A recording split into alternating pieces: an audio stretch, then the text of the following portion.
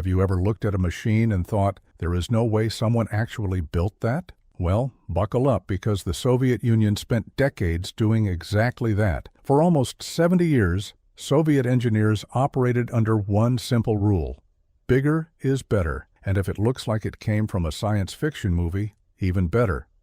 From flying boats armed with nuclear missiles to tanks designed to survive atomic blasts, these machines were bold, bizarre, and sometimes completely insane.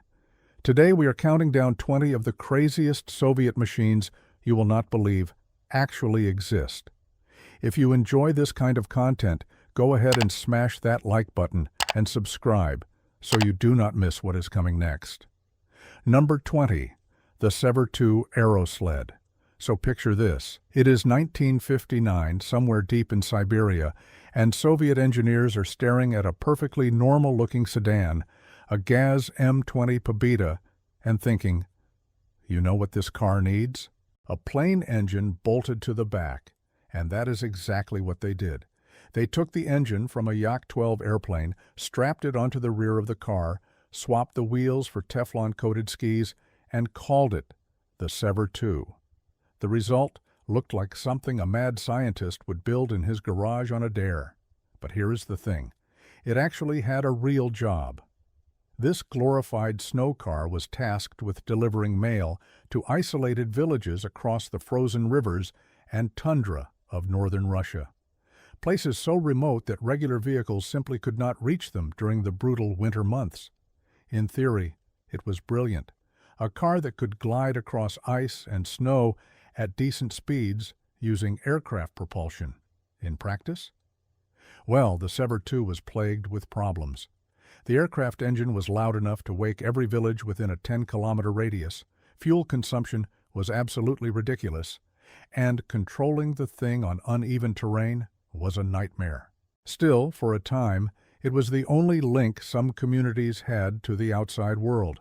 Several dozen were produced and put into service, and despite everything, they kept Siberian mail routes running through some of the harshest winters on the planet. Number 19.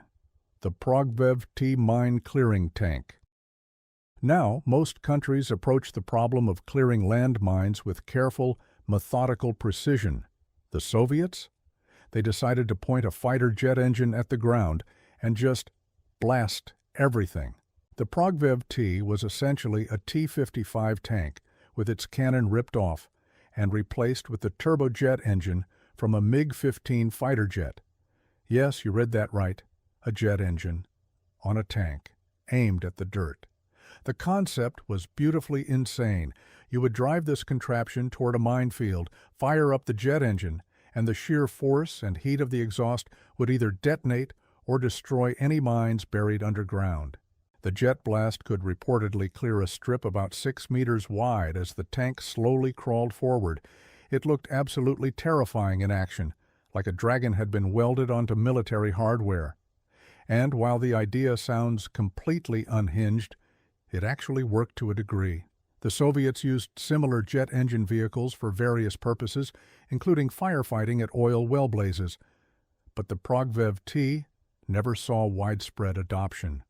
The fuel consumption was enormous, the noise deafening, and the heat signature made it a sitting duck for enemy targeting. But as a concept, pure Soviet madness. Number 18. Anti-tank dogs.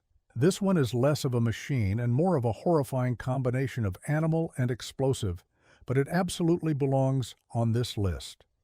During World War II, the Soviet military trained dogs to run underneath German tanks while carrying explosives strapped to their backs. The idea was grimly simple. The dogs were trained by being fed underneath tanks, so they associated the underside of armored vehicles with food. When released on the battlefield, they would supposedly sprint toward enemy tanks, and a wooden lever on the explosive pack would trigger upon contact with the tank's undercarriage, detonating the charge. Reports suggest these poor animals destroyed over 300 German vehicles during the war. But the program had a catastrophic flaw. The dogs were trained using Soviet tanks, which ran on diesel. German tanks ran on gasoline and smelled completely different. On more than one occasion, confused dogs ran back towards Soviet lines, causing chaos and friendly casualties. The program was eventually discontinued, becoming one of the most disturbing examples of wartime desperation in military history. Number 17. The 2B-1 Oka self-propelled gun.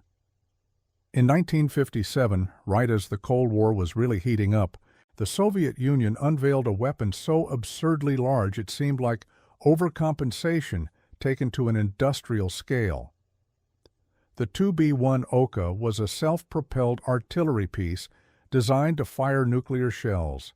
And when we say large, we mean the barrel alone stretched over 20 meters long.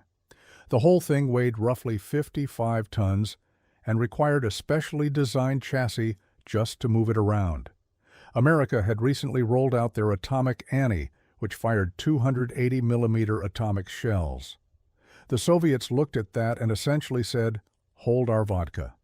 The Oka fired 420-millimeter shells, making it one of the largest caliber weapons ever produced.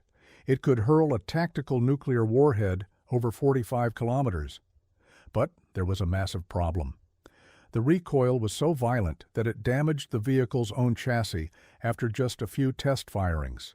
Moving it was a logistical nightmare, and it was incredibly vulnerable to air attack. Only 4 were ever built, and they were quickly rendered obsolete by the development of tactical ballistic missiles, which could do the same job far more efficiently. Number 16. The Mendeleev tank. Long before the Soviet Union officially existed, Russian engineers were already dreaming big. In 1911, a naval engineer named Vasily Mendeleev, son of the famous chemist who created the periodic table, designed a tank that was decades ahead of its time. And by ahead of its time, I mean it was essentially a massive armored box with a 120-millimeter naval cannon bolted to the front. The thing was enormous, almost 13 meters long and nearly 10 meters wide, with 100-millimeter thick armor plating. It was designed to carry 8 crew members and featured a specialized recoil system for its main gun, which was remarkably sophisticated for the early 20th century. But here is where it gets really interesting. Mendeleev also designed a system that would allow the entire tank to ride on railway tracks, so it could either move under its own power or be towed by a train. For a giant metal fortress with a gun, that is actually pretty clever. The catch? The estimated weight was a staggering 173 tons. Most modern tanks weigh around 60 tons. This behemoth was nearly 3 times heavier, making it impossibly slow. The project never secured funding, and the Mendeleev tank remained nothing more than blueprints and ambition. Number 15. The Tsar Tank. If the Mendeleev tank was ambitious, the Tsar Tank was absolutely delusional. Built during World War I, this contraption looked less like a military vehicle and more like a giant tricycle designed by someone who had never seen a tank before. The design featured 2 massive front wheels, each standing about 9 meters tall, connected to a body that bristled with cannons and machine guns. A single small wheel trailed behind at the rear for steering. The idea was that the enormous wheels would allow the tank to roll over trenches, obstacles, and rough terrain with ease. In testing, however, the tiny rear wheel immediately got stuck in soft ground, and the entire machine became hopelessly bogged down in a swamp. It could not move. They could not get it unstuck. The Tsar Tank sat there, abandoned in that swamp for years, until it was finally scrapped in 1923. The entire project was a spectacular failure, but you have to admire the sheer audacity of looking at a battlefield and deciding the solution was wheels the height of a 3-story building. Number 14. The SVL jet-powered train. In 1970, engineers at the Tver Wagon Works in central Russia looked at a perfectly ordinary locomotive and thought, what if we strapped jet engines to it? The result was the SVL, a train that featured a standard locomotive body with a bizarre bulbous aerodynamic nose bolted to the front and 2 turbojet engines from a Yak-40 passenger plane mounted on the roof. In 1972, the experimental train reportedly reached speeds of over 250 kilometers per hour on a straight stretch of railway, which was genuinely impressive for its time. The Soviet propaganda newspaper Pravda ran a glowing report about the achievement. But buried in that article was the fatal flaw. To carry passengers from Moscow to St. Petersburg would require 6 tons of jet fuel.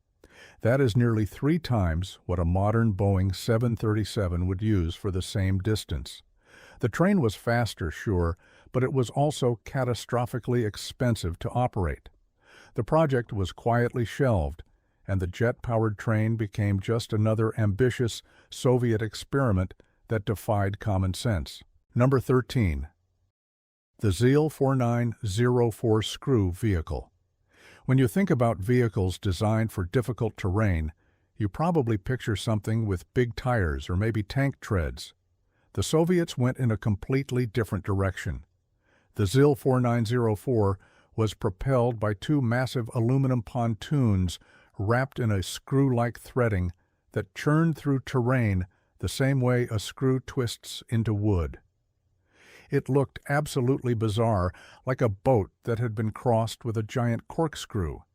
But it could go places no other vehicle could reach. Snow? No problem. Swamp? Easy. Open water? It could handle that too. The machine could plow through deep snow at a decent pace, outswim most humans, and crunch through marshy wetlands that would swallow any conventional vehicle. The Soviets originally could not find a practical use for the large ZIL-4904, and it was retired. But the screw drive concept was resurrected in a smaller version, the ZIL-2906, which was tasked with one of the most important jobs imaginable: rescuing cosmonauts. When Soviet space capsules parachuted down into the remote plains of Kazakhstan, this little screw-propelled machine was part of the Bluebird search and rescue team that went out to retrieve them. Remarkably, it remains in service to this day. Number 12. Object 279. The Cold War produced some truly paranoid engineering, but Object 279 might be the most paranoid tank ever designed. Built in 1959, this experimental heavy tank was specifically engineered to survive the shockwave of a nuclear explosion and then keep fighting in the radioactive aftermath. It weighed about 60 tons, carried a crew of 4, and featured a bizarre elliptical hull that looked like something from a science fiction film. The unusual shape was not for aesthetics, for it was designed to deflect nuclear blast waves by presenting no flat surfaces for the shock wave to push against. The tank sat on 4 sets of tracks instead of the usual 2, giving it extraordinary stability and the ability to traverse almost any terrain. It also had full protection against chemical and biological weapons. 2 prototypes were built and tested, and they performed well. But the tank was too heavy for Soviet roads, absurdly expensive, and an easy target from the air. When Khrushchev declared no Soviet tank would exceed 37 tons, Object 279 was sent to a museum, where it sits to this day. Number 11.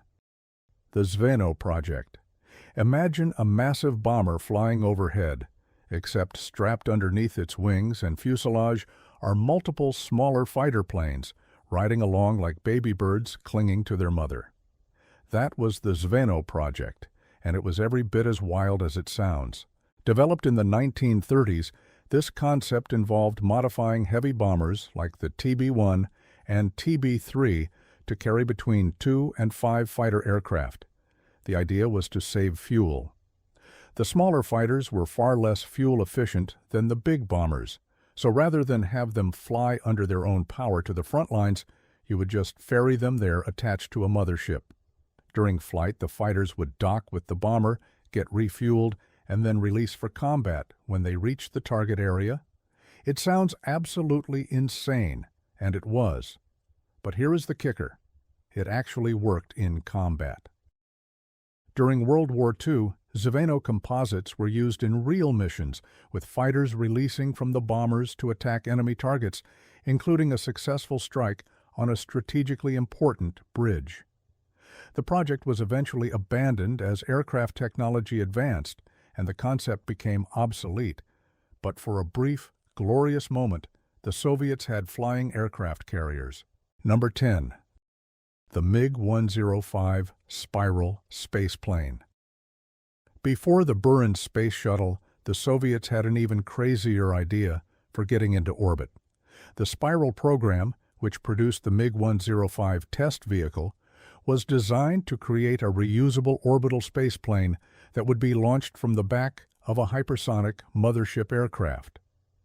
The spaceplane itself looked like a stubby little shoe, which earned it the nickname lapot, the Russian word for a traditional bast shoe. The concept was conceived in the 1960s as a response to America's X-20 Dinosaur military space project. The plan called for the spaceplane to separate from its carrier aircraft at extreme altitude, ignite rocket engines to reach orbit, conduct military reconnaissance or combat missions in space, and then glide back to Earth and land on a conventional runway. 8 test flights were conducted in the atmosphere throughout the 1970s, with the vehicle taking off under its own jet power.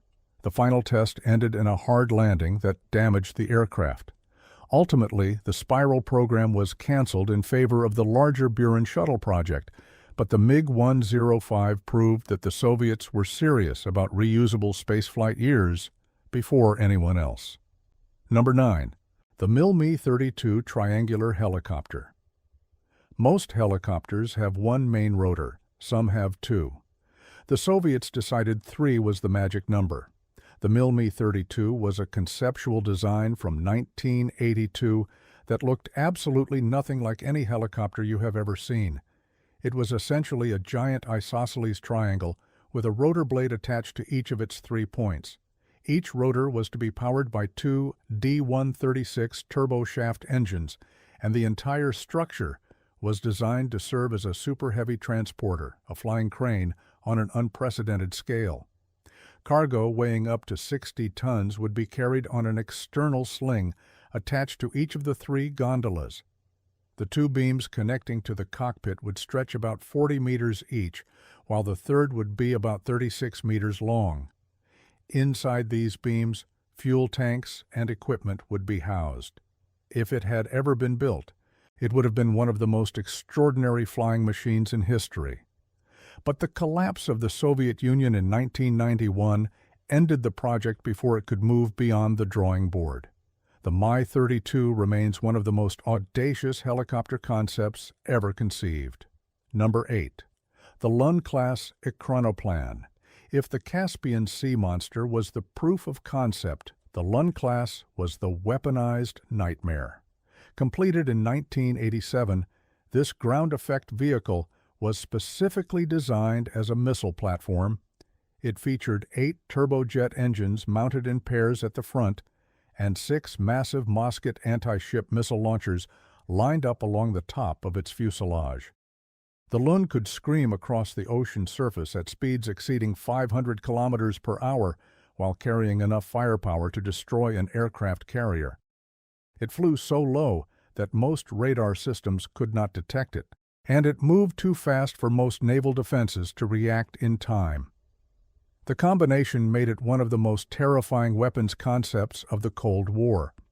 The Soviets envisioned fleets of these things sweeping across the ocean to overwhelm NATO naval forces. Only one was ever completed before the Soviet Union collapsed and the funding dried up. For years, the Sol Lun sat rusting on a barge along Russia's southern coastline, a ghostly reminder of what might have been. It was eventually moved to a park in Derbent as a tourist attraction, where visitors can now walk up to this colossal machine and try to comprehend the sheer madness of its design. Number 7. The Bartini Beriev A-40. This aircraft looked like something straight out of a science fiction movie, and its story is equally bizarre. The A-40, which stands for Vertical Takeoff Amphibious Aircraft with 14 engines, was designed in the early 1970s by Robert Bartini, an Italian-born engineer who had defected to the Soviet Union in 1923. Bartini was described by colleagues as a visionary who seemed to belong to another era. Some even called him an alien. His creation was designed to take off vertically from water or land, fly at high altitudes like a conventional aircraft, and also skim just above the ocean surface using ground effect. Its primary mission was to hunt and destroy American Polaris missile submarines. The aircraft featured a massive central fuselage that resembled a submarine with wings, powered by 2 cruise engines, and intended to carry 12 additional lift engines for vertical takeoff. 2 prototypes were built, and one completed over 100 test flights. But the lift engines were never delivered, making true vertical takeoff impossible. When Bartini died in 1974, the project died with him. The sole surviving prototype now sits in a partially dismantled state at a museum near Moscow, looking like a relic from another dimension. Number 6. The Buran Space Shuttle. In 1988, the Soviet Union launched its answer to NASA's Space Shuttle, and it was arguably more impressive in at least one crucial way. The Buran, meaning snowstorm in Russian, completed its maiden and only orbital flight on November 15, 1988, and it did so completely unmanned. No crew, fully automated launch, orbit, and landing. That was something even NASA had never attempted with its shuttle. The Buran looked strikingly similar to the American shuttle, and that was no coincidence. Soviet intelligence agencies had obtained design specifications through espionage, and wind tunnel tests confirmed that NASA's aerodynamic design really was optimal. But Buran was fundamentally different. Its main engines were on the Mriya rocket booster, not on the shuttle itself, giving it a theoretical advantage in payload capacity. The program was the largest and most expensive in Soviet space history, involving over 1,000 companies. But when the Soviet Union collapsed, the funding evaporated. Buran never flew again. Tragically, the only completed orbiter was destroyed in 2002 when the roof of its storage hangar collapsed at the Baikonur Cosmodrome. Number 5. The Mil-V-12 helicopter, the largest helicopter ever built. That title belongs to the Soviet Mil-V-12, and once you see this machine, you understand why nobody has tried to top it. First flown in 1968, the V-12 featured an unconventional transverse rotor design, with 2 complete rotor systems mounted at the tips of massive, inverse tapered wings that spanned about 30 meters. Each rotor was powered by a pair of Soloviev D-25VF turboshaft engines, giving the helicopter a combined output of over 26,000 horsepower. The cargo cabin was enormous, stretching over 28 meters long and large enough to carry ballistic missiles, which was precisely its intended purpose. The V-12 was designed to transport heavy intercontinental ballistic missiles to remote launch sites across the vast Soviet territory. During testing, it set multiple world records for helicopter payload, lifting over 40,000 kilograms to an altitude of over 2,000 meters. Those records still stand today. The V-12 even made an appearance at the 1971 Paris Air Show, where it stunned Western aviation experts. But by then, mobile missile launcher trucks had made the helicopter's primary mission obsolete.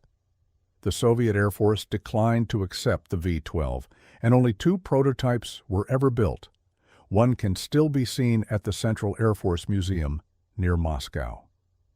Number 4. The Antonov A-40. Mriya means dream in Ukrainian, and it was the most appropriate name imaginable. The Antonov A-40 was the largest and heaviest aircraft ever built, a record it held for decades. Developed during the 1980s as a transport vehicle for the Buran space shuttle, this 6-engine colossus had a wingspan wider than a football field, a maximum takeoff weight of 640 tons, and a cargo hold spacious enough to carry 50 cars. 6 massive turbofan engines, each producing over 51,000 pounds of thrust, powered this beast into the sky. Only one was ever completed. After the Buran program ended with the collapse of the Soviet Union, the Mriya sat dormant for years, even having parts cannibalized to keep other aircraft operational. But in 2001, it was refurbished and returned to service as a commercial cargo carrier, hauling oversized loads that no other aircraft on Earth could handle: generators, wind turbine blades, entire locomotives. If it was too big for anything else, you called the Mriya. The aircraft became a global celebrity, drawing crowds wherever it landed. Then, in February 2022, during the Russian invasion of Ukraine, the Mriya was destroyed at Hostomel Airport near Kyiv. One of its engines had been dismantled for repairs, and it could not escape. The dream was gone. Number 3. The KM Ekranoplan, the Caspian Sea Monster. In 1966, American spy satellites captured images of something enormous moving across the Caspian Sea. It was not a ship, it was not a plane, it was something in between. And it terrified Western intelligence agencies so much they gave it a name that stuck forever: the Caspian Sea Monster. The KM Ekranoplan was a ground effect vehicle designed by Rostislav Alexeyev that exploited a phenomenon called the wing-in-ground effect. By flying just meters above the water's surface, air pressure would build between its specially shaped wings and the water below, creating a cushion that allowed this enormous machine to essentially float at incredible speeds. 8 turbojet engines were mounted at the front, and the KM could reach speeds of around 550 kilometers per hour while carrying over 100 tons. It was faster than any ship and could carry more than most aircraft. And because it flew so low, radar systems could not detect it. When CIA analysts first spotted it, they reportedly panicked and even attempted closer surveillance by building a camera-equipped robotic bird, which kept crashing during tests. The KM operated for about 15 years before crashing in 1980 due to pilot error. It sank and was never recovered. Number 2. The Antonov A-40 flying tank. The Soviets did not just want tanks on the ground and planes in the sky, they wanted tanks that could fly. In 1942, engineer Oleg Antonov designed a set of detachable biplane wings and a twin-boom tail assembly that could be fitted to a T-60 light tank, creating what was essentially a glider tank.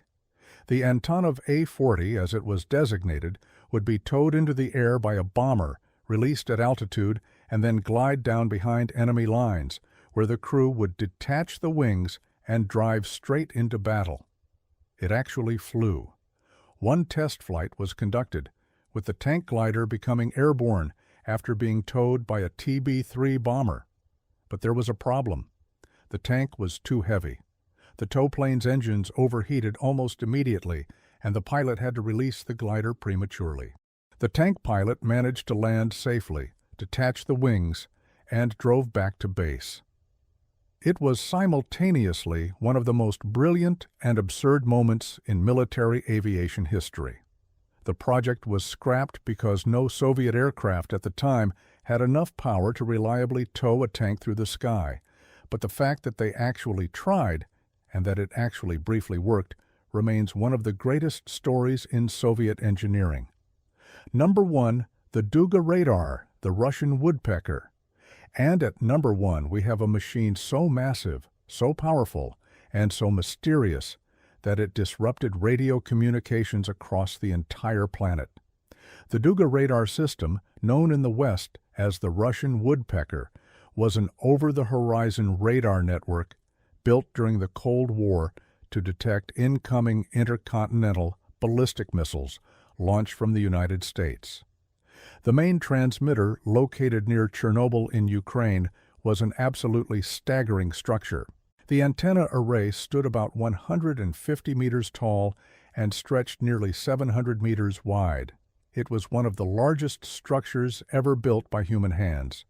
When it was activated in 1976, it emitted a powerful shortwave signal that produced a sharp, repetitive tapping noise that could be heard on radio receivers around the world.